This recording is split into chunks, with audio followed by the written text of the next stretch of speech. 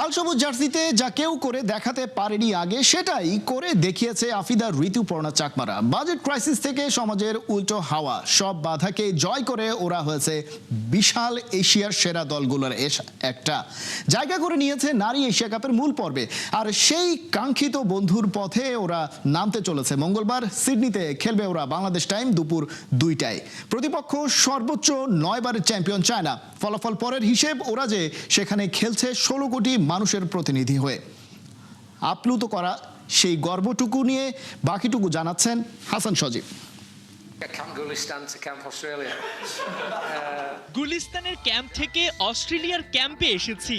Asian কাপে বাংলাদেশের প্রথম ম্যাচের আগে পিটার বাটলারের সে কি রসিকতা। প্রেস কনফারেন্সে হাসির রোল। প্রস্তুতির ইস্যুতে মনে কোনো রাগ ক্ষোভ পুষে রাখেননি বলেই ঠাট্টা করে উড়িয়ে দিয়েছেন ইংলিশম্যান। তবে বাস্তবতা বলছে হতাশার সুরই বাজছে তার। ইতিহাসে প্রথমবার এশিয়ান কাপে খেলার মওকা পায় বাংলার বাঘিনীরা। এশিয়ার 47টা দেশের মধ্যে মাত্র 12টা দেশই এমন যোগ্যতা অর্জন করতে পেরেছে। আর এই 12 দলের মধ্যে আফিদাদের র্যাঙ্কিং সবচেয়ে বেশি 112। মেয়েদের ডেডিকেশন আর কোচের কঠোর পরিকল্পনাতেই এমন প্রাপ্তি, এমন বড় অর্জন যা চাইলেও আর কখনো আসবে কিনা বলা কঠিন। কিন্তু বাফুফে কি মেয়েদের এমন অর্জন অনুধাবন করতে পেরেছে? আর বুঝতে পারলেও কি সেই সুযোগ সুবিধা দিতে পেরেছে? আমার কাছে তো মনে হচ্ছে না বাফুফে এখনো বুঝতে পারছে যে তারা কি জিনিসটা অর্জন করেছে। কারণ এশিয়ার 47টা দেশের মধ্যে টপ 12-এ থাকা এটা একটা বিশাল বড় অ্যাচিভমেন্ট। এবং মানে এটা যদি ছেলেদের ক্ষেত্রে হতো তাহলে তো মানে এটা বিশাল একটা ব্যাপার হয়ে যেত। প্ল্যানিংটা আসলে খুব একটা বেশি ঠিক হয়নি, যেটা বাকি সব অন্যান্য টাইমের মতন একটা দায়সারা গোছের একটা প্ল্যানিং থাকে, প্ল্যানিংটা সেরকমই হয়েছিল। যদিও এখন আর প্রস্তুতি নিয়ে কথা বলে লাভ নেই। পাহাড় দেখিয়ে বালুকোনা মিলেছে মেয়েদের কপালে। সে যাই হোক, শুরুতেই অগ্নি পরীক্ষা বাংলাদেশের সামনে।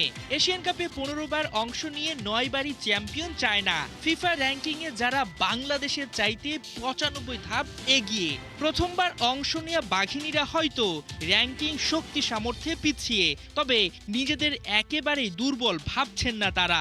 না, আমাদের আসলে প্রেশার নাই, কারণ আমরা দেশের জন্য খেলতে আসি। দেশের মানুষের প্রত্যাশা থাকবেই, আমরা দেশকে রিপ্রেজেন্ট করি, তো আমাদের প্রেশার নাই।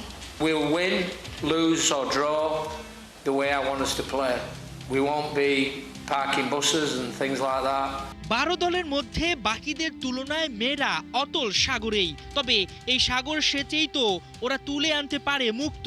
টুর্নামেন্টে হয়তো ভালো ফল আসবে না, তবে একটু বুঝে শুনে পা বাড়ালেই বিশ্বকাপে উতরে যাওয়া কি খুব কঠিন? অনেক হার্ড, বাট টুর্নামেন্ট শুরুর আগে আসলে যতগুলো টিম আছে সবাইকে এর সম্ভাবনার মধ্যে রাখতে হবে। এই জন্য বাংলাদেশকেও এই সম্ভাবনার মধ্যে রাখতে হবে। এখনও যেটা বলছিলাম যে গ্রুপে 2টা গ্রুপ থাকবে যেখান থেকে বেস্ট 3rd টিম যাবে, তো সেখানে একটা যাওয়ার একটা সুযোগ আসতেও পারে বাংলাদেশের। মঙ্গলবার সিডনিতে বেলা 2টায় চায়নার বিপক্ষে নামবে বাঘিনীরা। হয়তো পুরো টুর্নামেন্ট জুড়ে তেমন কোনো প্রাপ্তি আসবে না, তবে ক্রীড়াপ্রেমী সংগঠকরা ওদের অংশ নেয়াকেই দেখছেন বড় পুরস্কার হিসাবে। হাসান সজীব, 71।